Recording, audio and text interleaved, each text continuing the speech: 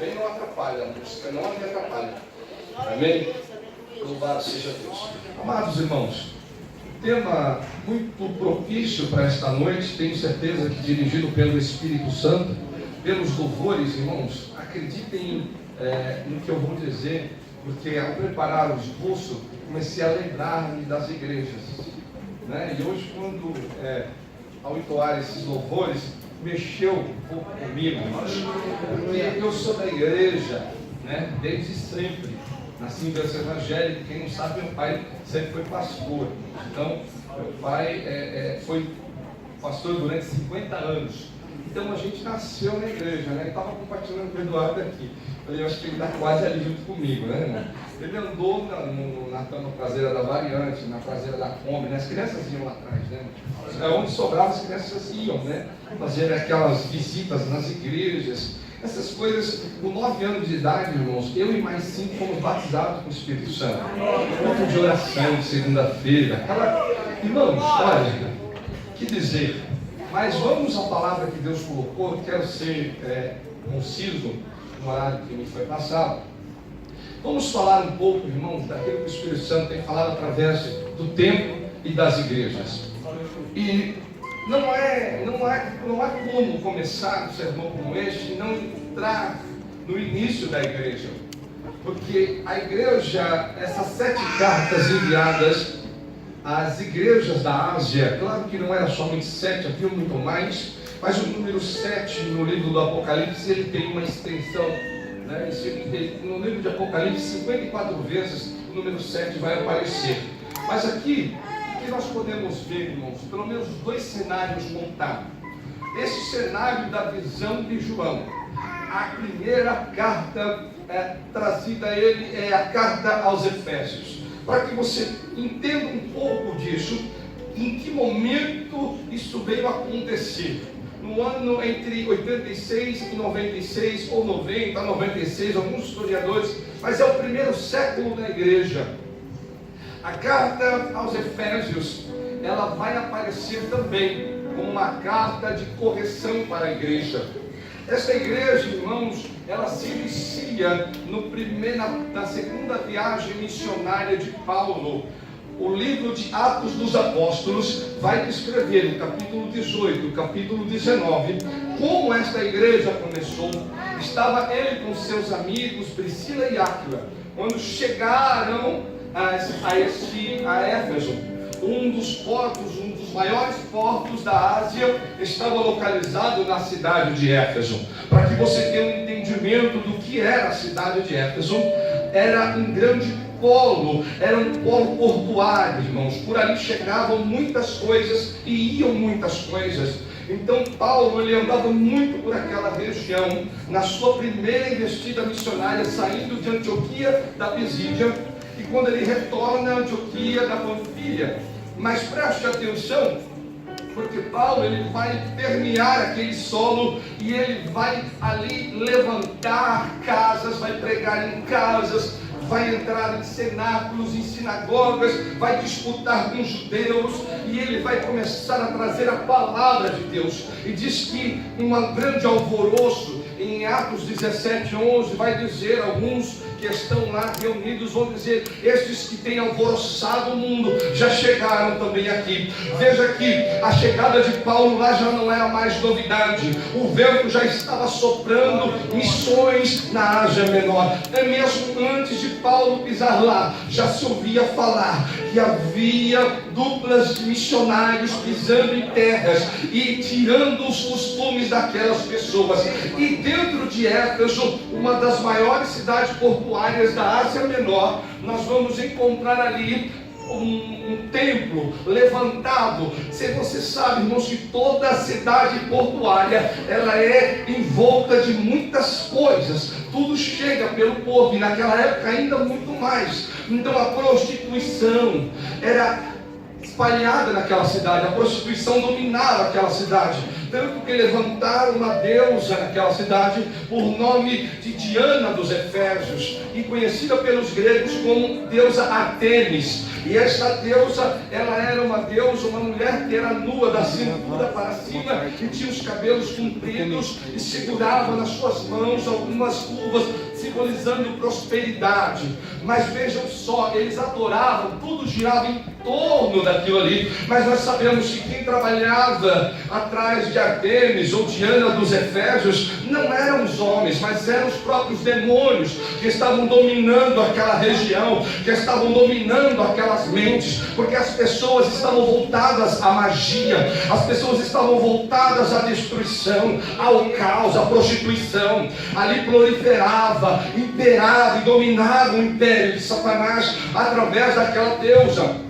Mas começou a haver rumores. Veja que muito antes, no capítulo 16, Satanás já tentou prender Paulo e Silas numa prisão, porque sabia que Paulo e Silas tinha como rumo certo a cidade de Éfeso. Sabia que Paulo e Silas, eles iam permear e eles iam cruzar por Éfeso, e o que tivesse na frente ia cair pelo poder de Deus que estava investido na igreja apostólica. A igreja do primeiro século não tinha medo.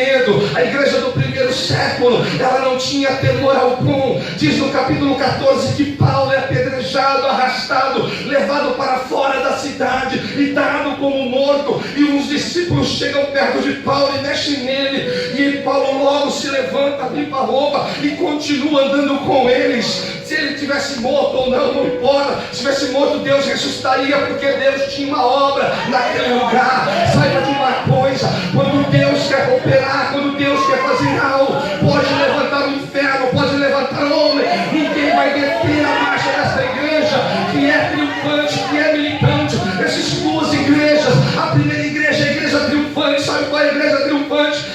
Com essa história de 52 anos, pessoas que já não estão mais aqui nesse solo, já não permeiam mais essa terra, mas escreveram o seu nome nos anais da história, deixaram o seu legado.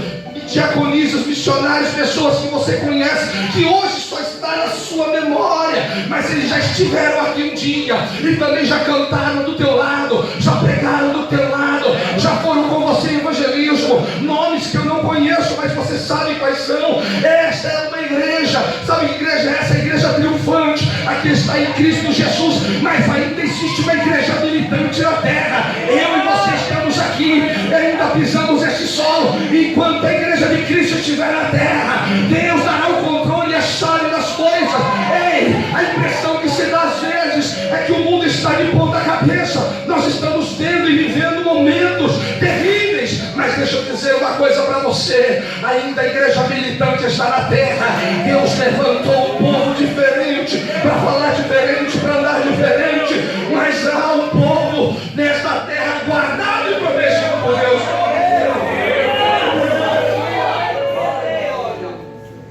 Os demônios sabiam que Paulo estava na rota e iria haver uma colisão, e nessa colisão alguém ia cair, e com certeza não era o poder de Deus. E tentaram matar Paulo apedrejado, e tentaram matar Paulo na prisão, mas Deus livrou Paulo da morte 2 vezes, 3 vezes, 4 vezes, quantas vezes for necessário. Sabe por quê? Porque o nome de Deus tem que ser glorificado. Se o que você faz nessa noite glorifica o nome de Deus, Deus vai te guardar, Deus vai te proteger, Deus vai te conduzir. Sabe por quê? Porque o que você está fazendo glorifica o nome de Deus. Se o que eu faço glorifica o nome de Deus, eu vou ficar de pé nessa terra. Sabe por quê, irmão? Porque tudo que eu faço é para honra, é para glória, é para louvor do nome dele. Se você está aqui para honra, para glória, para louvor do nome dele, levanta a tua mão, glorifica, exalta. Deus vai te proteger, fica tranquilo. Deus andará contigo o tempo todo.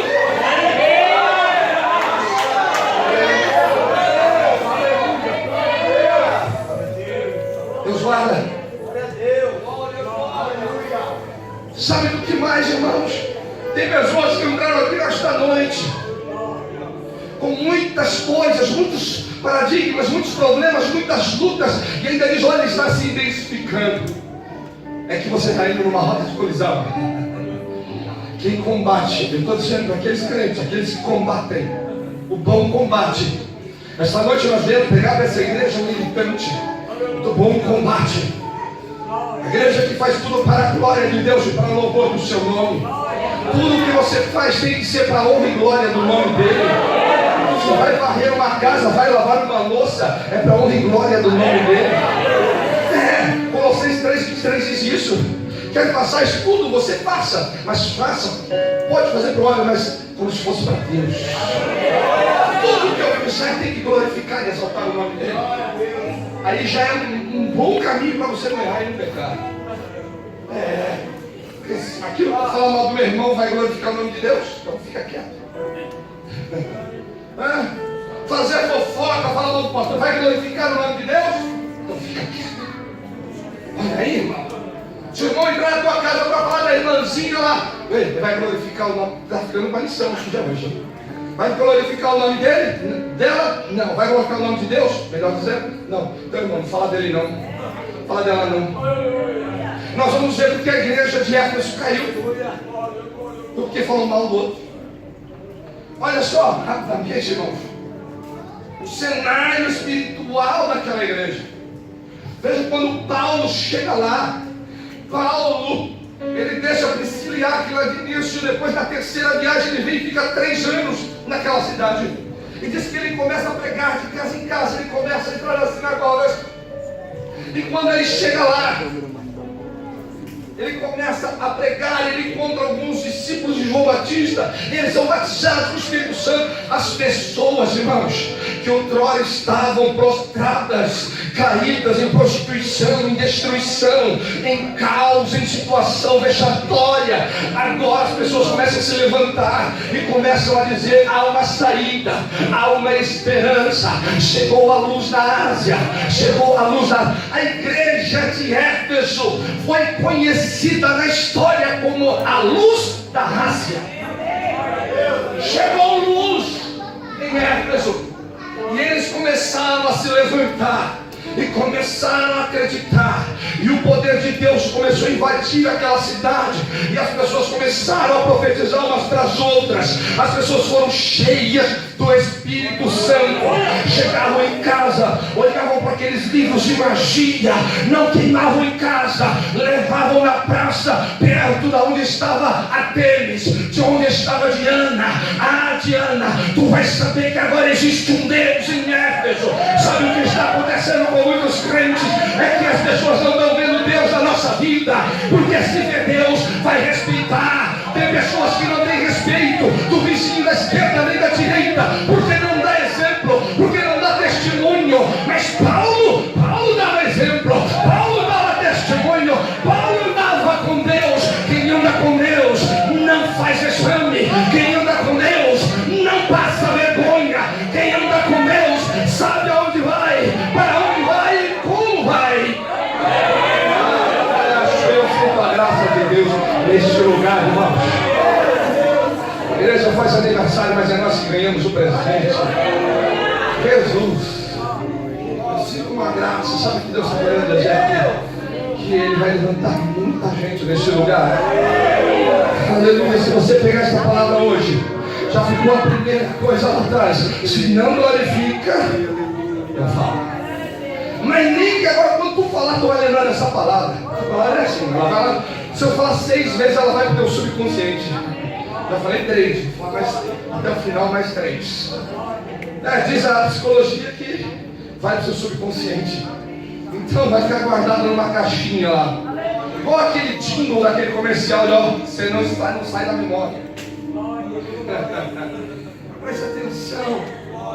Paulo agora está pregando e as pessoas começam a ser movidas, envolvidas pelo Espírito Santo, irmão. E a igreja agora de Éfeso começa a ter encontros. E a Diana de Efésio, aquele altar que vivia cheio de gente prostrada, aí levanta alguns sacerdotes de Diana e começam a gritar bem alto: Diana dos Efésios, salve Diana, salva mesmo, porque ela vai cair. Ei, deixa eu dizer uma coisa para você: poder de Deus ainda é poder de Deus. Poder de Deus ainda é poder de Deus. Tem muita gente subestimando o poder de Deus. não crê mais, já não confia mais, mas ainda Deus é que faz. Deus ainda é o dono da igreja. Aleluia! Olha o que vai acontecer. A igreja de Éfeso agora começa a se levantar e começa a se ouvir nas outras cidades da Ásia, tanto da menor como da parte maior. Começa a se ouvir que lá na Ásia o evangelho está sendo pregado, lá no Jerusalém se ouve que lá está sendo pregado o evangelho. E agora, irmãos, começa a haver uma propagação da palavra. As pessoas começam a ser libertas. As pessoas não vão mais para os livros de magia, não tem mais cartomancia, não tem mais misticismo. O que vai dominar agora nas ruas da cidade de Éfeso é a unção, é o poder de Deus, é a graça de Deus. Tudo porque alguém pregou a palavra. Preste atenção, avivamento, que avivamento começa com a palavra. Avivamento não começa com emocionalismo, com movimento de luzes apagadas, de luzes roxas. Não, avivamento começa com o poder da palavra de Deus.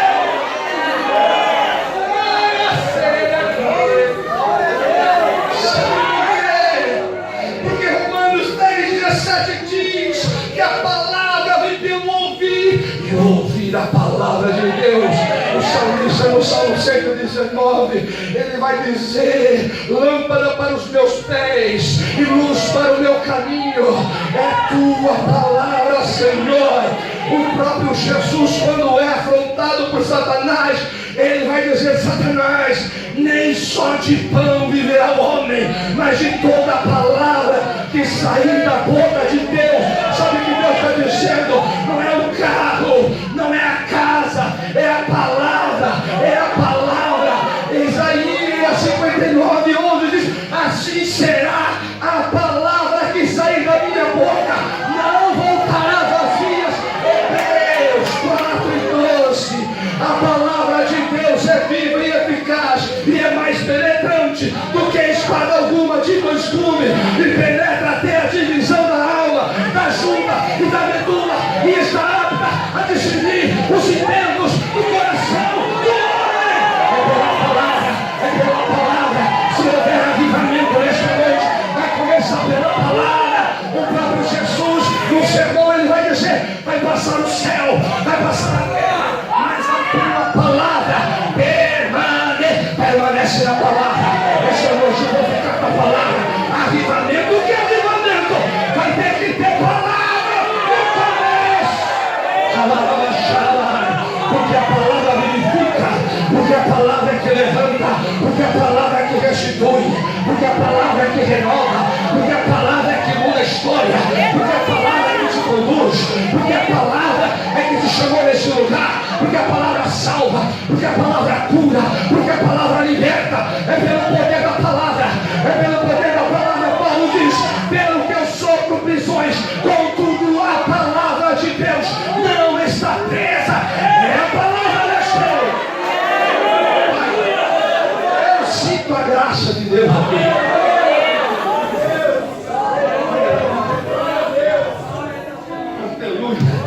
Aleluia, aleluia, aleluia. Quem sente aqui, e ela vai chorando. Tua vida vai mudar, irmãos. Quando você voltar para a palavra, tua vida vai mudar. Pastor, ora por mim, não, vai para a palavra. Pastor, faz isso não, faz campanha, vai para a palavra. Ei, duas coisas vai mudar a história da tua vida: a oração e a palavra. A oração e a palavra. Quer mudar de vida? Começa a orar, vai para a palavra.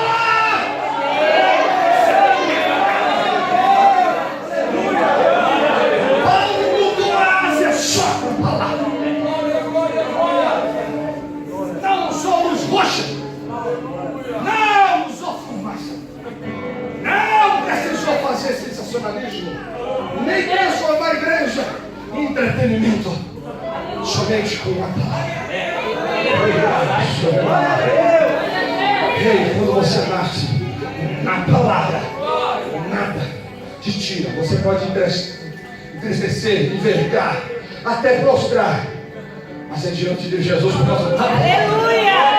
Aleluia! Aleluia! Aleluia! Eu sinto a graça de Deus aqui. Aleluia! Aleluia! Salve seja irmão, verso 9. Senhor, para sempre a tua palavra permanece no céu. O verso 11 vai dizer: guardei a tua palavra no meu coração para não pecar contra ti. Senhor, ora pela tua palavra nas gerações vindouras. Paulo prega, Éfeso se transforma. Paulo é preso. O cenário político agora está se projetando. Em Roma, um rapaz jovem, adolescente de 16 anos, assume o império. O nome dele, Nero. Nero vai ser um imperador sanguinário. Mata sua própria mãe. E diz que 10 anos Nero fez um estardalhaço. E diz que no ano 64 Nero atia fogo em Roma e sobe na torre da igreja de Mecenas com uma lira e veste roupa de teatro e começa a tanger sua lira. E dos 14 bairros de Roma, 10 foram incendiados. Dos 10, densamente povoados pelos senadores. Isso o historiador é quem diz. Maipirno vai contar essa história com muita clareza. E diz que 4 bairros na Itália eram povoados por cristãos e judeus convertidos. E ele insanamente lança sobre a igreja a culpa. E aí começa-se um cenário negro no período da história e a perseguição. Paulo vai preso em Roma. Paulo é decapitado, morto. Começa-se uma perseguição e uma investida a todos os cristãos. E diz a história que houve uma rebelião no ano 66 e é enviado para lá o general Tito. No ano 68 Nero é deposto de Roma do Império, comete suicídio. E após o seu suicídio, Vespasiano entra em seu lugar. E Vespasiano começa a reinar no ano 70. General Tito está lá em Jerusalém, investe contra Jerusalém, entra, destrói, quebra tudo, arrebenta tudo. E em Roma, Vespasiano inaugura o Coliseu e faz uma festa, 100 dias de festa. E qual é? Quem é usado? Os cristãos. Os cristãos são perseguidos. O historiador vai dizer que chega a faltar madeira em Roma. Os cristãos são amarrados, enfincados em postes, são crucificados. Segue a Jesus, vai ser crucificado igual a ele. E são perseguidos. Mais de 10 mil cristãos caem mortos nas arenas, comidos por leão, manchados em picha, amarrados em postes, acesos para serem queimados vivos. Fugiu o nome agora daquela missionária que foi uma das que foi perseguida.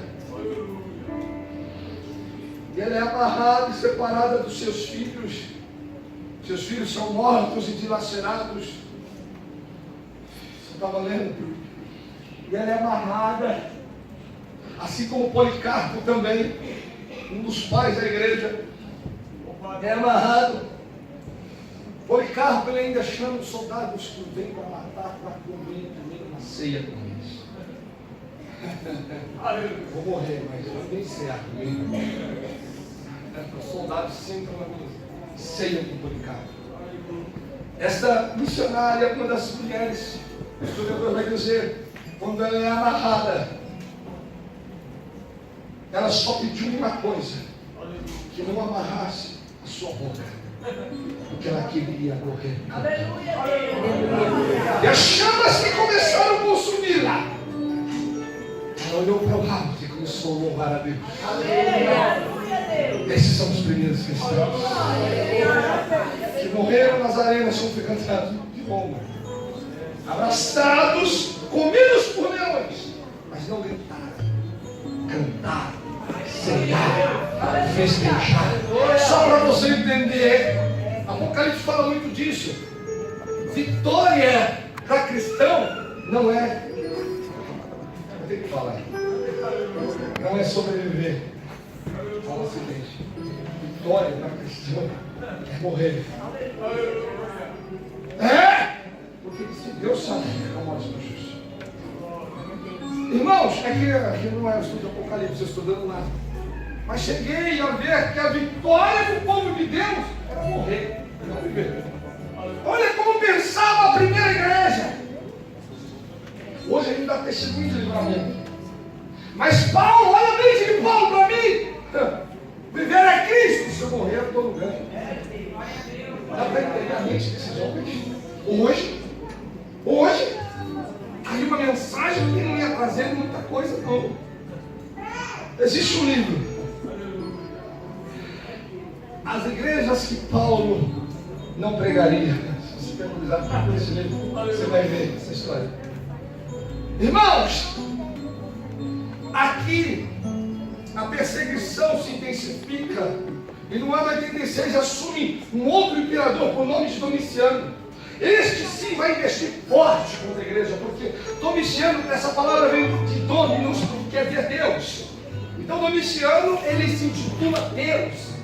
E ele, por saber que os cristãos não adoram a homens, não adoram a imagens, então eles decidem perseguir os cristãos.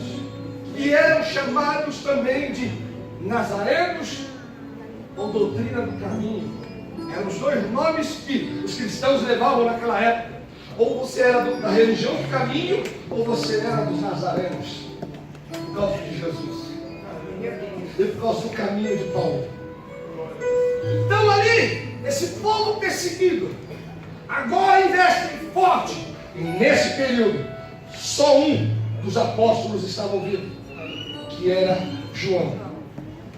João, o apóstolo, agora é o único que está vivo. Com 90 anos de idade, ele é levado e lançado numa ilha do mar Argeu chamado Patmos. E nesta ilha, lançado todos ali que eram inimigos políticos do império. E ele lançado naquele lugar para ser esquecido pelos homens, mas jamais esquecido por Deus. Você está preocupado porque o homem não lembra de você? Porque ele não abre aquela porta de emprego porque você fez a entrevista? Você não tem que ser lembrado por ele. Você não pode ser esquecido por Deus. Sabe o que mais tem uma palavra profética para você? Deus não esquece. Deus não esquece. Ele está dizendo lá, não é? Isaías 49, 14, 15, que vai dizer: pode mamãe esquecer do filho, que dele não se lembre, ainda que se esqueça, eu todavia de ti não me esquecerei. Não esquece. Não esqueceu. Porque ele falou: achei-me na ilha de Patmos, mas estava em espírito. Sabe qual é o segundo segredo para você? Não, preste atenção, que eu gosto de pregar, mas eu gosto de fazer um ensinamento. O segundo ensinamento: se você não quer ser esquecido por Deus, fique em espírito. Fique em espírito, porque pastor, como é que é ficar em espírito? É meditando assim, não. Ficar em espírito é vir para a igreja. Ficar em espírito é ler a palavra. Ficar em espírito é cantar. Ficar em espírito é orar. Sabe o que nós estamos aprendendo? Pastor, eu não sei. Faz a oração de um fôlego, irmão. Já ouviu falar da oração de um fôlego? Você não tem tempo para orar? Pastor, não tem tempo para orar. Conversa. Te ensinando nesta noite, agora tu não escapa mais. Oração de um fôlego. Sabe como é que é? Deus, eu te louvo. Deus, eu te glorifico. Oração de fôlego. Como você não pode orar? Como você não pode orar? Bendito seja o nome do Senhor. Jó ensinou isso. Oração de um fôlego. Fique em espírito, porque pode ser que eu não fale, mas a qualquer momento ele fala. É que você quer que Deus fale só na igreja, mas ele quer falar contigo no trabalho, em casa, no parente, no amigo, no ônibus, no carro. Ele quer falar. Pastor, eu não acredito, então faz para você. Vai no teu carro hoje e faz. Você vai ver o que vai acontecer. Faz isso durante a semana, faz. É que você levanta tão apressado, sempre atrasado, correndo atrás das coisas, que esquece até de olhar para o alto e dizer: Senhor, eu te louvo. Te louvo por esse dia. Te glorifico. Deus está nas coisas simples e nas coisas pequenas também. Deus está nas coisas simples e pequenas da vida. Observe que Deus, a Bíblia vai usar coisinhas pequenas, coisas simples. Deus vai usar arbusto no deserto que pega fogo. Deus vai usar cordão de escarlate, um pedaço de pano na porta de Raabe. Deus vai usar um cajado, um pedaço de madeira desse tamanho. Deus vai usar um caixote de madeira para dizer que a presença dele está ali. Deus vai usar lenço para curar. Deus vai usar pão para multiplicar. Peixe para curar. Deus vai usar coisas pequenas nessa noite. Tem algum pequeno de Jesus aqui nessa noite? Deus vai te usar. Receba nesta noite.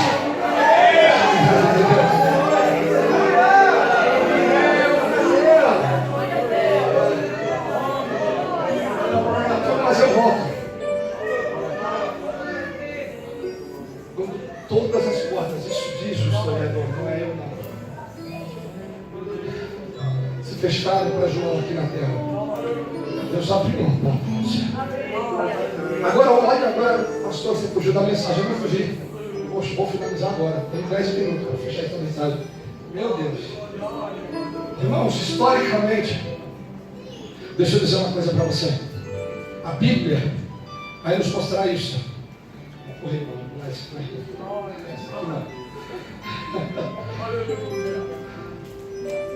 A Bíblia vai mostrar historicamente, comprovadamente, que em 3 gerações Deus é esquecido.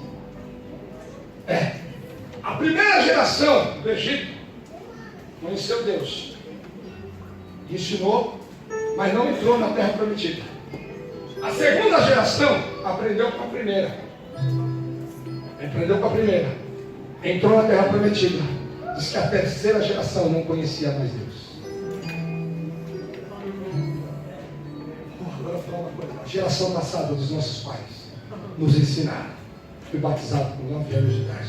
Coisa normal, comum. Ser batizado com crianças, ser batizado com crianças, era a coisa mais comum que você vê na igreja. Somos a segunda geração. Dependendo do caminho que o Evangelho está tomando, a terceira geração não vai conhecer Deus.